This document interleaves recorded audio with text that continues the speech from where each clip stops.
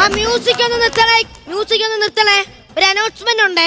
നമ്മളേവരും കാത്തുനിന്ന ആ dance competition ഇതാ ആരംഭിക്കാൻ പോവുകയാണ്. നമ്മുടെ സ്വന്തം ചെല്ലപ്പൻ നായരുടെ ഭാര്യ 1 ലക്ഷം രൂപ ചെലവാക്കി നടത്തുന്ന ഡാൻസ് കോമ്പറ്റീഷൻ ആണ് ഇവിടെ തുടങ്ങാൻ പോകുന്നത്. നമുക്ക് ആദ്യം തന്നെ നമ്മുടെ വിധികർത്താവിനെ സ്വാഗതം ചെയ്യാം. നമ്മുടെ വിധികർത്താവ് ആരാണെന്ന് അറിയണ്ടേ?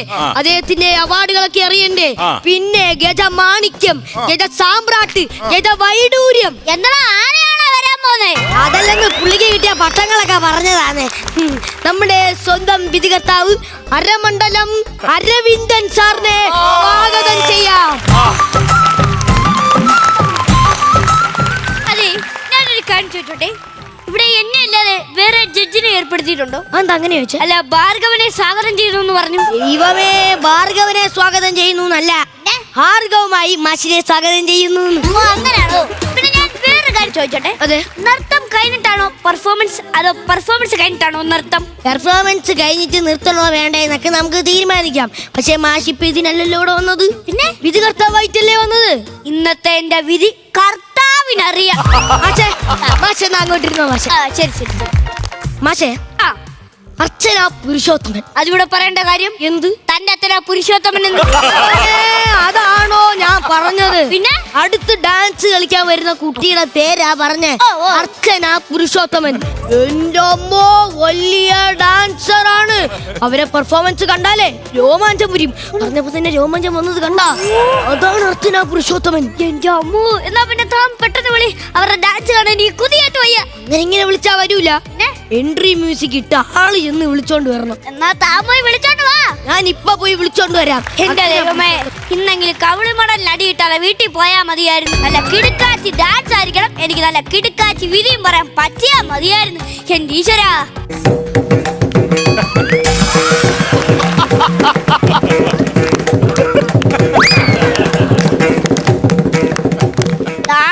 ഏതാണ്ട് ഹോട്ടലിൽ നിർത്തിപ്പൊരിക്കാൻ പറ്റുന്ന കോഴി നടന്നു വന്നേക്കും. അർച്ചന പുരുഷോത്തമൻ എവിടെ? ഞാൻ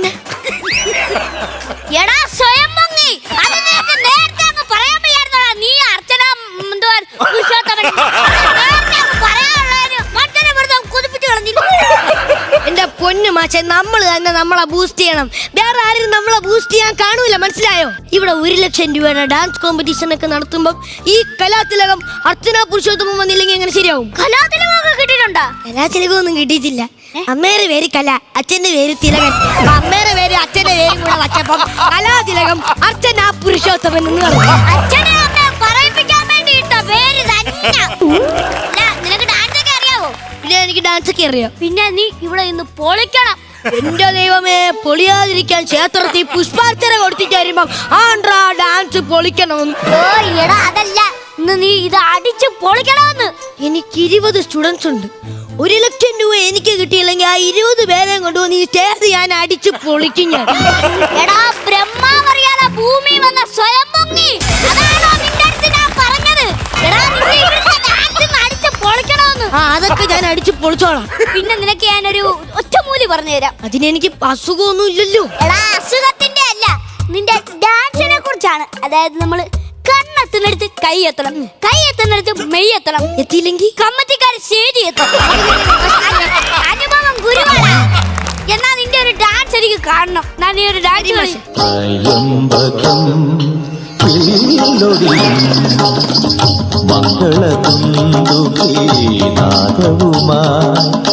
മിഥിലാപുരിയിലെ മൺകിടാവിന് രാജകലയുടെ മാമാങ്കമേകിയ കോസല രാജകുമാര.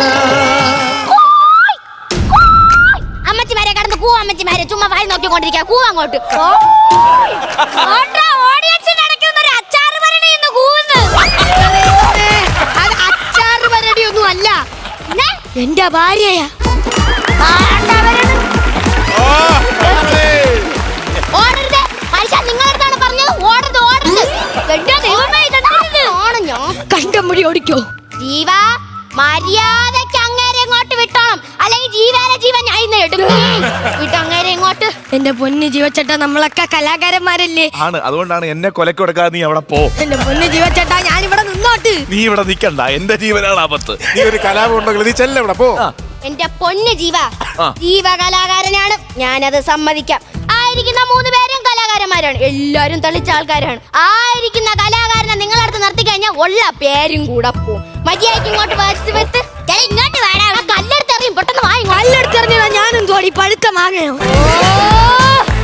മാങ്ങയാണോ മൂങ്ങയാണോ ഞാൻ കാണിച്ചറിയാം. വായ ഇങ്ങോട്ട്. എന്റെ പൊന്നു മാഷെ, എന്നെ എങ്ങനെയാലും ഒന്ന് രക്ഷിക്കും. ഇതെന്തുകൂടെ ഇത്? എന്താണോ തന്റെ ഉദ്ദേശം? എനിക്ക് ഈ ഡാൻസിൽ വിധി വരണം, വീട്ടിൽ പോണം. ഓ എടോ, ഞാൻ തന്റെ കാര്യമാണോ പറഞ്ഞ മാറി നിന്റെ നിനക്ക് അങ്ങനെ തന്നെ വരണം. നിനക്ക് ഇത് പറ്റിയ പെണ്ണുമ്പുള്ളോ? അല്ല താനാരാ? എന്റെ അടുത്താണോ അതോ അവന്റെ അടുത്ത്? താനാരാ? ഞാനോ? ഞാൻ പ്രശസ്ത ഇന്നത്തെ ഇവിടുത്തെ ജഡ്ജിയായ അരമണ്ഡലം അരവിന്ദ് മാഷ്. ഇത്രക്കിട്ട് ആട്ടാൻ പേര് അരവിന്ദൻ എന്നല്ലേ, അല്ലാതെ അരകല്ലെന്നൊന്നും അല്ലല്ലേ. ജഡ്ജിയായാലും വക്കീലായാലും അങ്ങോട്ട് മാറി നിന്നോണം. ഇത് ഞങ്ങളുടെ കുടുംബ ആവശ്യം.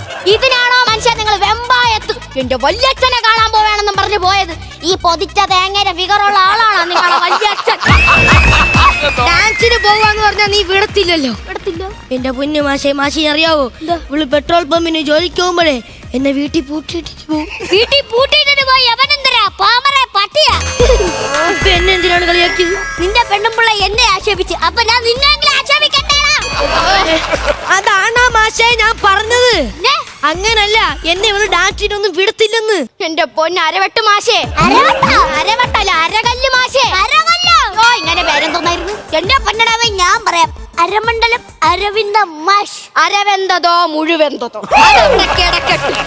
അരവിന്ദ മാഷേ, ഈ ഇടയ്ക്കല്ലേ സംസ്ഥാന യൂത്ത് ഫെസ്റ്റിവൽ നടന്നത്?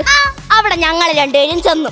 അവിടെ ചെന്നപ്പോ അവിടത്തെ 2 ഗേറ്റിലും ഇയാളെ ഫ്ലെക്സ് ഉണ്ടായിരുന്നു. കേട്ടല്ലോ, അവിടത്തെ 2 മെയിൻ ഗേറ്റിലും ഈ എന്റെ ഫ്ലെക്സ് ഉണ്ടായിരുന്നു. അവിടെ എന്താ എഴുതി വെച്ചിട്ടുണ്ടെന്നറിയാമോ? ഈ ഫോട്ടോയെ കാണുന്ന കല നശിപ്പിക്കുന്നവനെ ഇവിടെ പ്രവേശനം ഇല്ലെന്ന്. അല്ല, ഞാനും ആ സ്റ്റേജിൽ ജഡ്ജായിട്ടുണ്ടായിരുന്നല്ലോ. അവിടെ എച്ചിന് തിന്നാൻ വരെ പട്ടിയെ വരെ കയറ്റിയല്ലോടാ, എന്നിട്ട് നിന്നെ കയറ്റിയില്ല. അത് മാത്രമാണോ? ഞങ്ങളുടെ നാട്ടില് കേരളോത്സവം നടക്കാറുണ്ട്. അപ്പൊ അവിടത്തെ പഞ്ചായത്തിലെ പ്രസിഡന്റും സെക്രട്ടറിയും എല്ലാം എന്റെ വീട്ടിൽ വന്നിട്ടാണ് ഡേറ്റ് എടുക്കുന്നത്. അത് പിന്നെ കലാകാരൻ വീട്ടിലുള്ളതുകൊണ്ടായിരിക്കും. അയ്യേ, അത് കലാകാരൻ വീട്ടിലുള്ളതുകൊണ്ടൊന്നും അല്ല. ഇങ്ങനെ എന്ന് നാട്ടിലില്ലയോ അന്ന് നോക്കി വേണം അവർക്ക് പരിപാടി നടത്താൻ. അവിടെ ചെന്ന് ഭയങ്കര തുള്ളലാണ്. എവിടെയെങ്കിലും ഒരു 4 ട്യൂബിന്റെ വെട്ടം കണ്ടാൽ ചെന്ന് പറന്നങ്ങ് പോ. പറഞ്ഞു ഞാൻ എന്തുവാടി ഈയലോ? ഓ, നിന്റെ നർത്തവോ കൊള്ളത്തില്ല. ഇത്തിരി ഫ്രഷ് എന്തൊരു ചെയ്യാനെന്ന് പറയണ്ടോ? തോൽവിയാണ് വിജയത്തിന്റെ മുന്നോടി, അറിയാവോ? 18 വർഷമായിട്ട് ഞാനിത് കേൾക്കുക. തോൽവിയാണ് ജയത്തിനോടുള്ള മുന്നോടി. സ്റ്റേജിൽ നിന്ന് ഇറങ്ങി ഓടണം, അല്ലാതെ വേറൊരു മുന്നോടി ഞാൻ കണ്ടിട്ടില്ല. എനിക്കൊരു കാര്യം പറയാനുണ്ട്. ഡാൻസ് ഒരു എഡ്യൂക്കേഷൻ ആണല്ലോ, ഒരു വിദ്യാഭ്യാസത്തിന്റെ ഭാഗമാണല്ലോ. അതെ. പിന്നെ എന്തിനാണ് നീ ഇങ്ങനെ കിടന്ന് അതിനെ ആക്ഷേപിക്കുന്നത്? ഡയലോഗ് ഓർമ്മിപ്പിച്ചാണെന്ന് മനസ്സിലായി. ഇയാൾക്ക് എന്നെക്കാളും എഡ്യൂക്കേഷൻ ഉണ്ട്, വെൽ എഡ്യൂക്കേറ്റഡ് ആണ്. ഇയാൾക്ക് മര്യാദക്ക് ഒരു ഗവൺമെന്റ് ജോലിക്ക് പോയിട്ട് ടെസ്റ്റ് പാസ് എഴുതി കൂടെ? അല്ല, ഇങ്ങനെ എത്ര ക്ലാസ് വരെ പഠിച്ച്? ഞാൻ 8ാം ക്ലാസ് വരെ പഠിച്ചു. 8ാം ക്ലാസ്സിലാണ് ഏറ്റവും വലിയ എഡ്യൂക്കേഷൻ ഇരിക്കണം. ഞാൻ 6ാം ക്ലാസ് വരെ പഠിച്ചോളൂ. അപ്പൊ ഇങ്ങനെ 8ാം ക്ലാസ് വരെ പഠിച്ചില്ല. രണ്ടും കൊള്ളാം. ബാക്കി പറ. ഞാൻ കുറെ നേരം കൊണ്ട് ബാക്കി അടിച്ചോണ്ടിരിക്കുകയാണ്. അപ്പൊ എന്താന്ന് വെച്ച് കഴിഞ്ഞാ, ഞാൻ നന്നായിട്ട് ഡാൻസ് കളിക്കും മാഷെ, ഉള്ള കാര്യം ഞാൻ പറയാം. പിന്നെ ഇയാൾ ഡാൻസ് കളിക്കുവോ? അവളെ ഡാൻസ് ഒക്കെ കളിക്കും, ഞാനാണ് വിടാത്തത്. അവള് പിള്ളേരൊക്കെ നോയിക്കൊണ്ടിരിക്കട്ടെ. നിന്റെ ഒരു ഡാൻസ് എനിക്ക് കാണണം. അങ്ങനെയാണ് കാണണോ? ഞാൻ കാണിച്ചു പാട്ടിടറാ.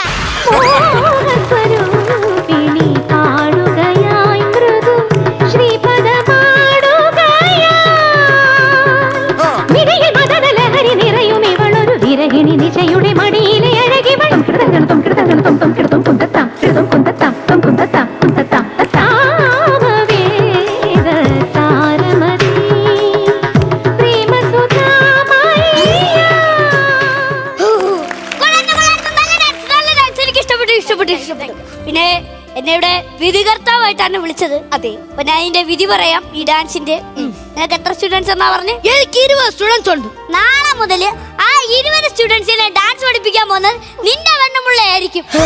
ആ എടാ, നിന്നെ ഇങ്ങനെയുള്ള കലാകാരിമാരെ വീട്ടിലെ അടുക്കളയിൽ ഇട്ടേക്കുന്നത്. ഇനി നാളെ മുതൽ ഇവൾ അടുക്കളയിൽ നിന്ന് അരങ്ങിലേക്ക്, അപ്പൊ ഞാനാ അരങ്ങിൽ നിന്ന് അടുക്കളയിലോട്ട്. ഫ്ലവേഴ്സ് സ്മാർട്ട് ഷോ ശനി ഞായർ ദിവസങ്ങളിൽ രാത്രി 9:30 ഫ്ലവേഴ്സിൽ.